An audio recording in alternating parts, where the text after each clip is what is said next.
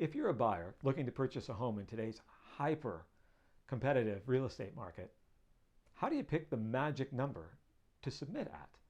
Because right now, if somebody's got 3, 5, 10, 12 offers on the table, you probably only get one shot to win them over. So how do you pick that number? Well, here's a couple of tips to keep in mind. First, always remember that the seller's list price is just a starting point. And right now in the market, there's a lot of houses that are underpriced. Now, some do that on purpose as a way to create the maximum amount of buyers coming to look and offers to be on the table in hopes that that's the best way to max out the price. I frequently go out to homes right now where even before I get in the car, I know the house could and probably should be on the market for $40,000 or $50,000 more than the seller is asking. That is to say, I have to let clients know to even start to be at market value today, you should be $50,000 over what they're asking. If you're a buyer, that can be hard to hear because going $50,000 over an asking price sounds crazy. But remember, if the seller started out too low, you're okay to provide an offer that meets the standard market correction. Now, I'm not saying that all offers that are over asking are reasonable market corrections. That's not the case. But we see a lot of houses right now that, whether intentionally or as the result of a bit of an oopsie, are a bit low in price. So don't get too upset or concerned how much you're going over that asking price. Work with your agent to figure out what seems in line with the current market.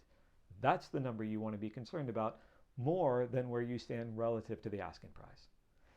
The next thing I want to point out, and I have to say, Matt and Michelle, if you're watching, kudos to you because this explanation and this wording came from you this weekend when we were out trying to figure out the best house for the home that we're submitting on your behalf right now. Matt and Michelle are clients of mine submitting an offer on a home right now where there are no escalation clauses, meaning we have to pick that number and the terms, and we probably have one shot unless we can convince the seller or agent to come back to us with a counter to beef something up somewhere. But we probably only have one shot at pricing. And they described it to me this way. They said, Dan, we want to make sure that our offer price is high enough because they love the house. It's awesome. We want to be high enough on our price that if somebody else outbids us, we won't regret it. We won't feel like, we thought about going a little bit higher and then we decided not to. I wish we would have because what if that made the difference? Because that sucks. That worry is so frustrating. So they said, we want to be high enough in price that if somebody outpays us, fine, we're okay with it. But we don't want to be so high that if our offer is accepted, we regret it because that could happen. Otherwise, you could just always go in and offer the absolute maximum you can afford, even if the house isn't worth it. So there you have it. Bear in mind that the listing price is a starting price. Think about what's appropriate in today's market more than just the ratio between your offer and the seller's price.